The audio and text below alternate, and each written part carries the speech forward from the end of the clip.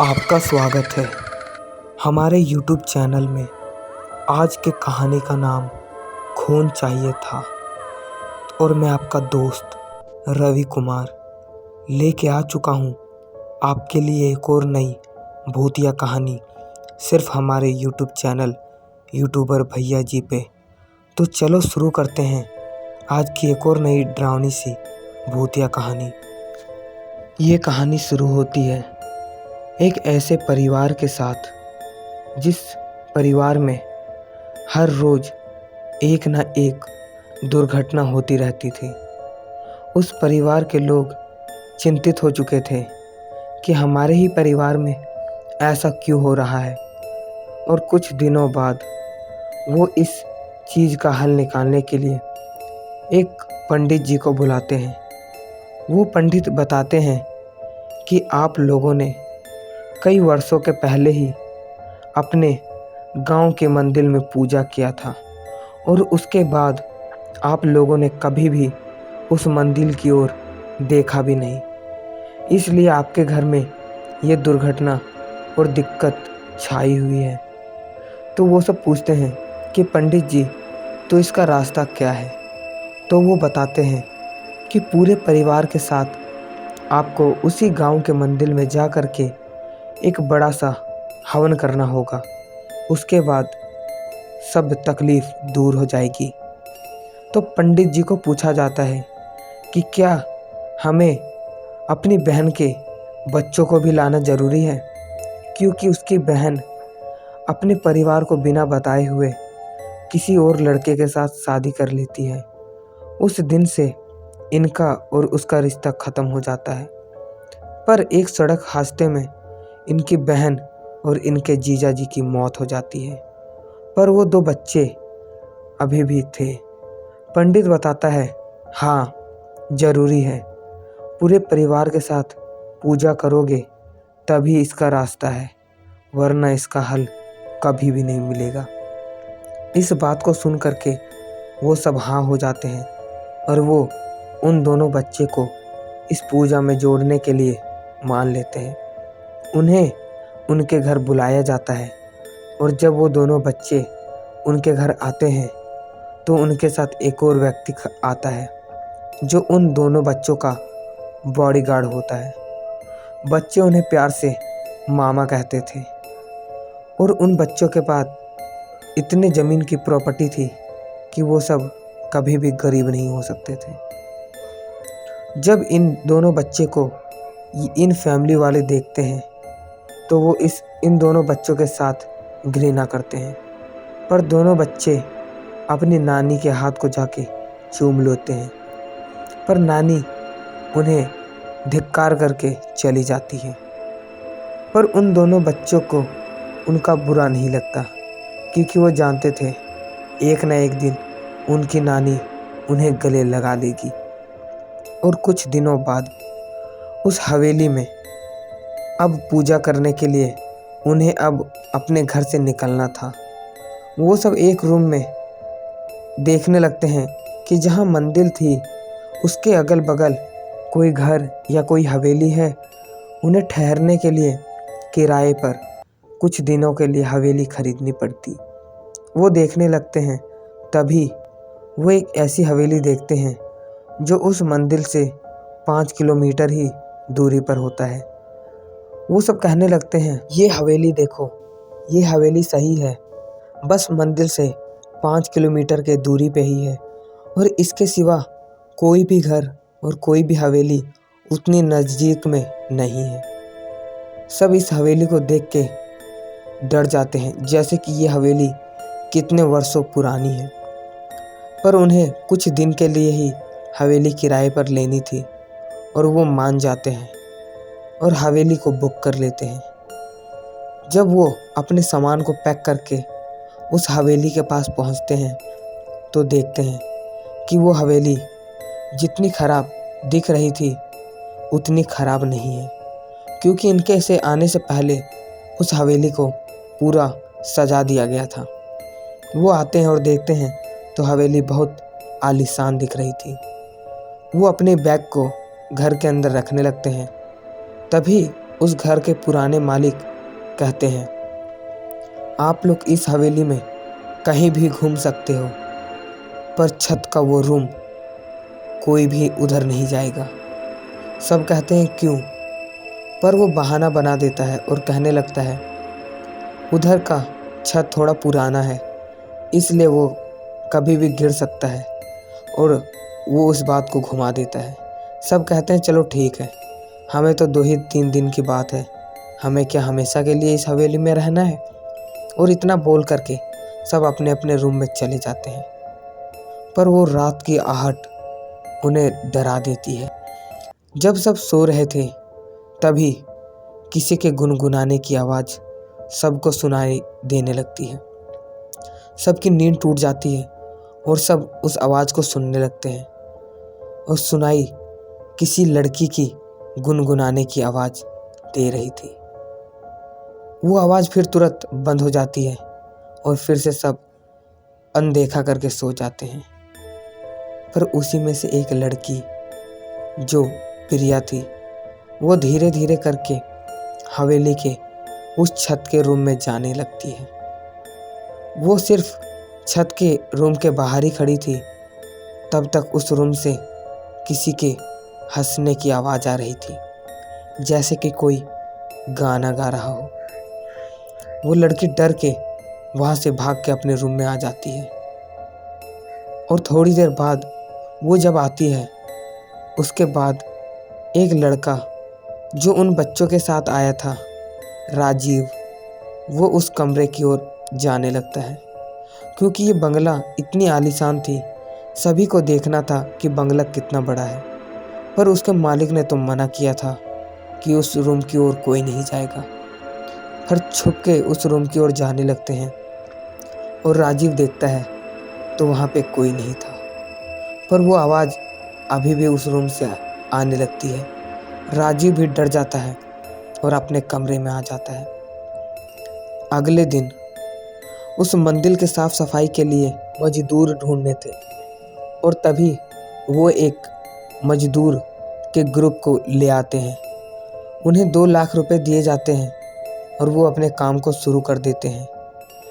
सिर्फ आधा दिन हुआ ही था, तब तक वहाँ से एक खबर आ जाती है कि वहाँ के 2 मजदूर मर चुके हैं।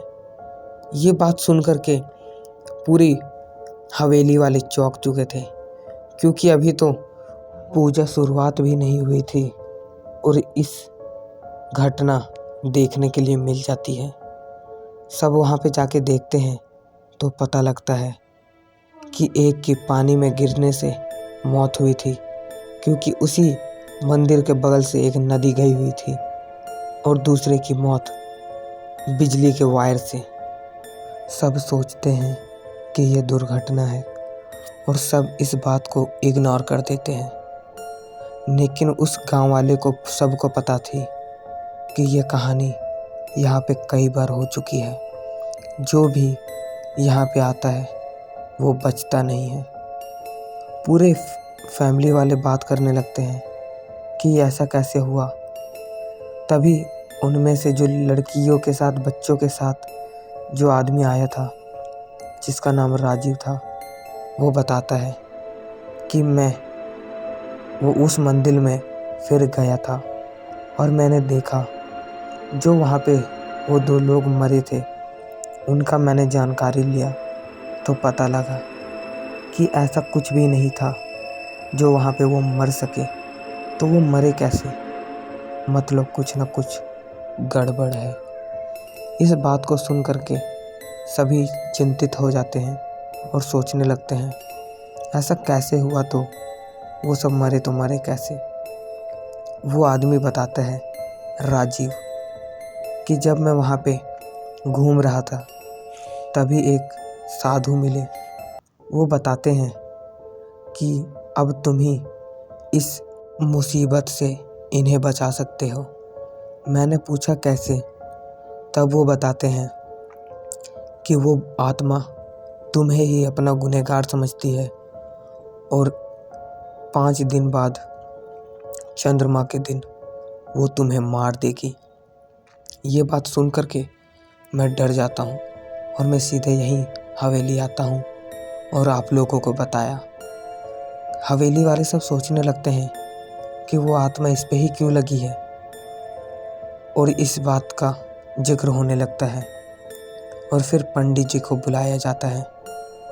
पंडित जी कहते हैं कि चलो मुझे वो कमरा दिखाओ जिस कमरे में आत्मा पहले रहती थी। और फिर उस घर का मालिक उस कमरे की ओर उन्हें ले जाता है और देखते हैं तो वहाँ पे एक और आदमी पहले ही गया था उस कमरे के अंदर। पर वो कौन था? वो पंडित जी पूछते हैं इस कमरे के अंदर कौन आया है, पर कोई भी बताता नहीं कि सबसे पहले इस कमरे के अंदर कौन आया था। पंडित जी पूछते हैं बताओ कौन आया था इस कमरे के अंदर, पर कोई भी नहीं बोलता। और तभी पंडित जी कहते हैं वहाँ पे जाओ जहाँ पे चंद्रमुखी पहले बैठा करती थी। और एक एक करके सब जाने लगते हैं, पर जो लड़की पहले वहाँ पे गई थी वो नहीं जा रही थी। सब कहते हैं तुम क्यों नहीं जा रही, पर वो कहती है मैं क्यों जाऊँ, मैं नहीं जाऊँगी। और उसे ज़बरदस्ती ले जाया जा रहा था, और उसने वहाँ पे ना जाने के लिए अपनी बहन जिसका पैर टूट चुका था और वो एक कुर्सी पर बैठी हुई थी, उसकी कुर्सी को पकड़ लेती है और वो खींचते हुए अपनी बहन को भी वहाँ पे ले आती है। और जैसे उसकी कुर्सी के पास उसकी बहन आती है तो बाद में पता लगता है कि चंद्रमुखी की आत्मा उसकी बहन जो चल नहीं पाती उसके अंदर घुस गई है। पर ऐसे कैसे हो सकता है? उसकी लंगड़ी बहन तो उस रूम में आई ही नहीं थी, आई तो उसकी दूसरी बहन थी, तो आत्मा इसके अंदर कैसे आया? इस बात को सोच करके सब चिंतित थे और किसी को भी नहीं पता था कि आत्मा इसके अंदर आया तो आया कैसे। फिर उसकी बड़ी बहन पंडित जी से सारी बात बता देती है कि रूम में तो मैं आई थी, तो मेरी बहन के अंदर आत्मा कैसे गया? पंडित जी पूछते हैं तो सब साफ साफ बताओ कि जब तुम उस कमरे के अंदर गई तो क्या क्या हुआ? वो बताती है मुझे कुछ ऊपर से आवाज़ आ रहे थे और मैं उस आवाज़ों को सुन कर के धीरे धीरे उस कमरे की ओर जाने लगती हूँ। और जब मैं गई तो मैंने देखा किसी की परछाई। मैंने बोला कौन है, पर अंदर से आवाज़ आना बंद हो गया था। धीरे धीरे मैंने दरवाजे को खोला और देखा तो अंदर कोई भी नहीं था, किसी के पैर के निशान भी नहीं थे।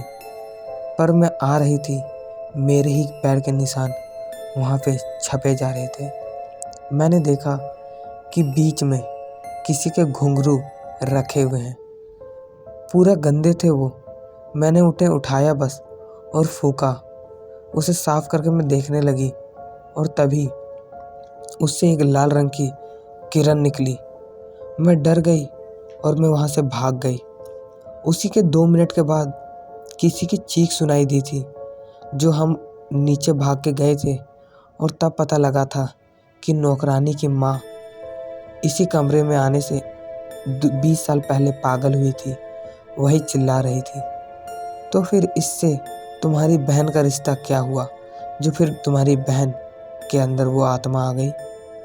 बहुत देर सोचने के बाद सब कुछ पता लग जाता है कि जब ये लड़की उस घुंघरू से डर करके वहाँ से भागती है तो उसे भागते हुए उसकी लंगड़ी बहन देख लेती है और वो अपने चलने वाले कुर्सी से धीरे धीरे करके उस रूम के पास आती है। और जब उस घुंघरू को वो देखती है तो वो उस घुंघरू को अपने पास रख लेती है, क्योंकि वो लंगड़ी उसे पुराने वस्तुओं को रखने का बहुत ज़्यादा इच्छा था। उसे हर पुराने चीज़ों से, एंटीक पीसों से बहुत ज़्यादा लगाव था और इसी को सोच करके वो रख लेती है। तभी मैंने जब उसके अंदर आत्मा दिखी थी तो उसके गले में वही घुंघरू टंगी हुई है। तो सब कहते हैं क्यों ना हम उस घुंघरू को उसके गले से हटा दें, पर साधु जी कहते हैं नहीं, हम उसकी घुंघरू को उससे अलग करना चाहेंगे तो वो हमें ही मार देगी, इसलिए ये गलती कभी भी कोई मत करना। और जब तक मैं नहीं बोलता उसके साथ तुम पहले के जैसा ही व्यवहार करो। उसे ये पता नहीं लगना चाहिए कि उसके अंदर चंद्रमुखी की आत्मा है। तो सब पूछते हैं वो इसे क्यों मारना चाहती है, राजीव की इसमें क्या गलती है। तो वो पंडित जी बताते हैं कि राजीव वही आदमी है जिसने चंद्रमुखी को अगले जन्म में जिंदा जला दिया था और उसके प्रेमी को वहीं पे मार दिया था। इस बात को सुनकर के सब चौंक जाते हैं कि ये अगले जन्म का बदला लेने आई है। और फिर कहानी यहाँ से शुरू हो जाती है। राजीव उस बात को सुनकर के पूरा डर चुका था और अगले दिन राजीव कहता है मंदिर में कोई भी साफ सफाई करने वाला मिल नहीं रहा, क्योंकि कोई भी अब उस मंदिर में जाना नहीं चाहता। सबको पता लग चुका है उस मंदिर में वो आत्मा किसी को साफ करने देगी नहीं। इसलिए राजीव कहता है वहाँ मैं जाऊँगा और मैं ही पूरे वहाँ का साफ सफाई करूँगा।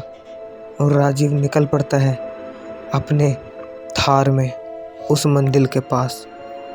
और जब वो वहाँ पे पहुँचता है तो उस मंदिर की स्थिति बहुत ख़राब होती है।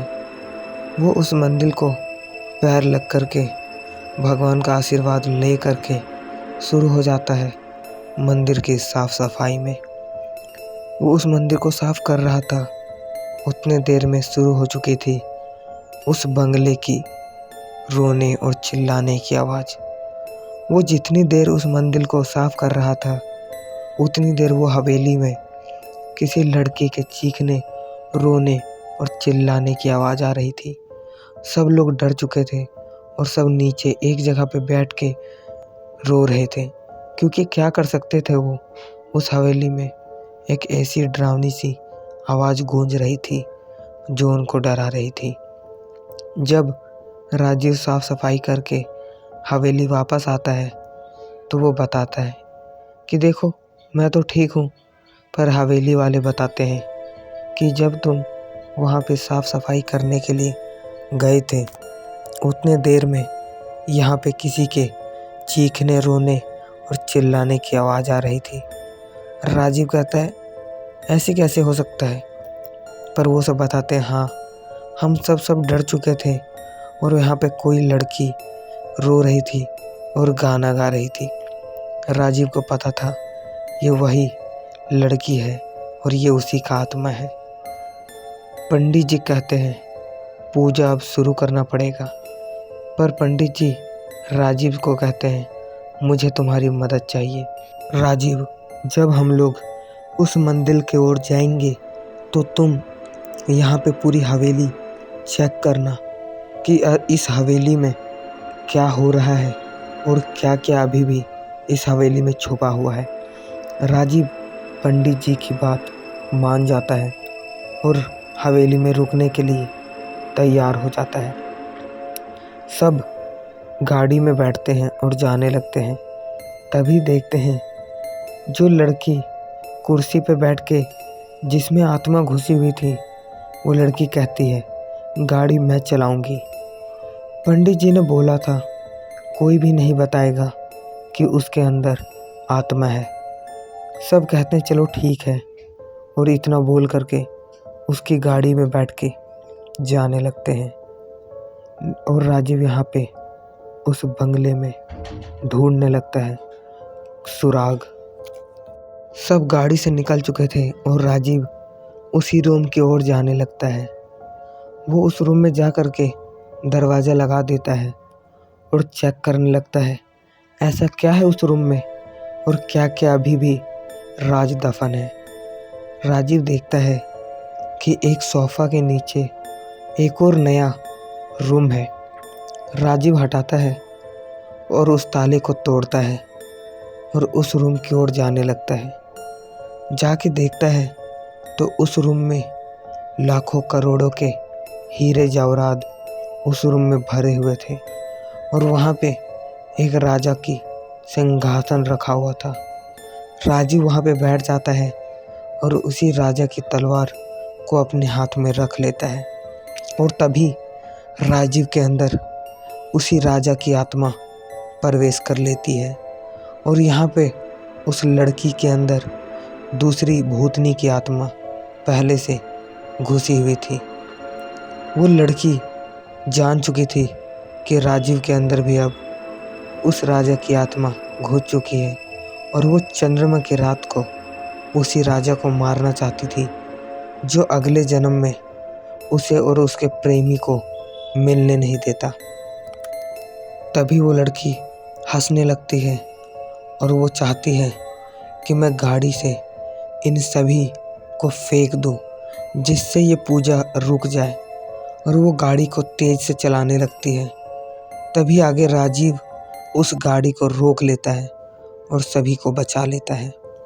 वो आत्मा वहीं पे उस लड़की के शरीर से निकल जाती है, पर वो आत्मा कभी भी निकल जाती थी और कभी भी प्रवेश कर लेती थी। अभी तो ये कहानी शुरू ही थी, वो आत्मा अभी क्या क्या करती है वो तो बाकी ही था। अब राजीव और उस आत्मा में कभी भी लड़ाई हो जा सकती थी।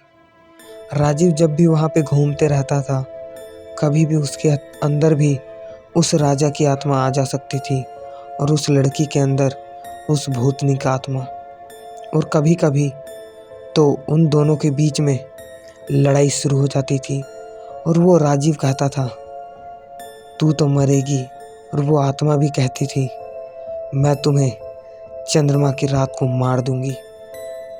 2-3 दिन ऐसे बीतते गया और आ गया वो दिन जब वो आत्मा राजीव को मारने वाली थी। तब तक पूरे हवेली की लाइट चली जाती है और जो घर वालों के बीच में बात थी वो किसी को भी नहीं पता थी। वो घटना अभी आगे बताऊंगा। जब वो लड़की राजीव को मारने के लिए उसी भूतनी की ड्रेस पहनने लगती है और शुरू हो जाता है उसका डरावना सा गाना, प्रीतम प्यार तू मेरा, प्रीतम प्यार तू मेरा। और उसके बाद वो लड़की इधर उधर ढूंढने लगती है राजीव को मारने के लिए और राजीव भी वहीं पे खड़ा होता है। राजीव जानता था कि वो राजा का आत्मा उसके अंदर प्रवेश कभी भी कर सकता है। वो आत्मा राजीव को मारने आती है जैसे वैसे राजा का आत्मा उसके अंदर घुस के शुरू हो जाती है उनके अंदर युद्ध और वो उस दोनों के अंदर तलवार से लड़ाई शुरू हो जाती है। राजीव अपने कंट्रोल में नहीं था, पर वो पंडित जी ने उन्हें जो जो बताया था राजीव करने लगता है। पंडित जी ने बोला था कि राजीव जब तुम दोनों के बीच लड़ाई शुरू होगी तो तुम मेरे बनाए हुए घेरे के अंदर आ जाना और वहाँ पे बहुत ऊपर गुलेल उड़ेगा, रंग उड़ेगा और रंग के बाद तुम्हारे अंदर से मैं उस राजा की आत्मा को निकाल लूँगा। पर हाँ, ये बात उस चुड़ैल को पता नहीं चलनी चाहिए, वरना वो इस बेचारी लड़की को ही मार देगी। और राजीव इसे सुन कर के राजा का ढोंग करने ही लगता है। वो उस डायन से लड़ने ही लगता है और लड़ते लड़ते वो खुद एक गड्ढे में छुप जाता है और वहाँ पे एक नई डुप्लीकेट लाश को रख देता है और वो डायन उसको ही राजीव सोच के मार देती है और वो यहाँ से चली जाती है। उसका बदला तो पूरा हो चुका था और वो बंगला अब वहीं पे छूट चुका था। वहाँ से ये सब छोड़ छाड़ के अब निकल जाते हैं अपनी शहर की ओर, अपना अलग अब नया जिंदगी शुरुआत करने के लिए। पर क्या वो आत्मा संतुष्ट हो चुकी थी और अब क्या वो आत्मा अब नहीं आएगी? ये फिर कहानी दिखाते हैं 15 साल बाद उसी गांव में। शुरू होता है एक और नई भूतिया कहानी, जहाँ से मौत का मंजर शुरू हो चुका था।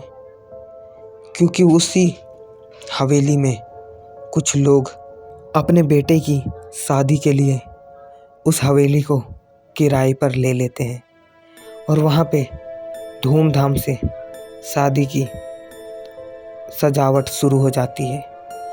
पर क्या पता था, ये आत्मा उन्हें भी छोड़ना नहीं चाहती और वो आत्मा फिर से आ जाती है अपना बदला लेने के लिए। पर क्यों? उसने तो अपना बदला ले चुका था, पर वो फिर से क्यों आई? क्योंकि कोई भी आत्मा इतनी पागल नहीं होती कि वो किसी दूसरे को मार करके अपने गुनहगार को छोड़ दे। वो जान चुकी थी कि राजीव अभी भी बचा हुआ है और वो फिर आ जाती है। पर इस बार वो एक ऐसे रूप में आती है जिसे रूप देख करके सब डर सहम सा गए थे, क्योंकि वो एक एनाकोंडा के रूप में पहुंच चुकी थी। जब उस हवेली में सजावट हो रही थी, तभी ऊपर से हवेली से गिरने से एक कारीगर की मौत हो जाती है। जब पता किया जाता है तो पता लगता है किसी एनाकोंडा ने उसे काटा था और वो मर जाता है। इसी प्रकार रोज किसी न किसी की मौत वहाँ पे शुरू हो जाती है और हर रोज कोई न कोई मरने लगता है। ये कहानी फिर उसी पंडित के पास पहुँचती है जिन्होंने राजीव और उनके घर वालों की जान बचाई थी। वो पंडित बताता है, कई वर्षों पहले यहाँ पे यही घटना दिखाई जा रही थी, पर इस बार एक एनाकोंडा। अब ये कहानी कहाँ से शुरू हुई, इसका पता लगाने के लिए एक बड़े सा यज्ञ करना होगा। और जब पता लगता है तो उस यज्ञ के दौरान वही एनाकोंडा बीच में आ जाता है और बोलता है, तुमने तो उस आत्मा को मुक्ति दे दी, पर मुझे पूछा जाता है कि तुम्हें क्या हुआ है और तुम कौन हो? तो वो बताता है कि राजा ने मुझे इस हवेली के बीचों बीच दफना दिया था। अभी भी मेरी हड्डियाँ इसी हवेली के बीच में है। इस बात को सुनकर पंडित चौंक चुका था, क्योंकि एक तकलीफ से छुटकारा मिला तो नया तकलीफ 15 साल बाद शुरू हुआ।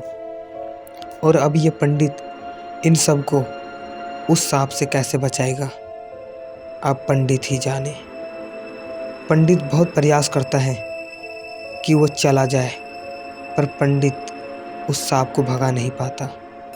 सांप कहता है, एक एक करके सबको मरना होगा, पर मैं इन सबको छोड़ सकता हूँ। पर वही राजीव यहाँ पे फिर आएगा और इस बार मैं उसे मारूंगी।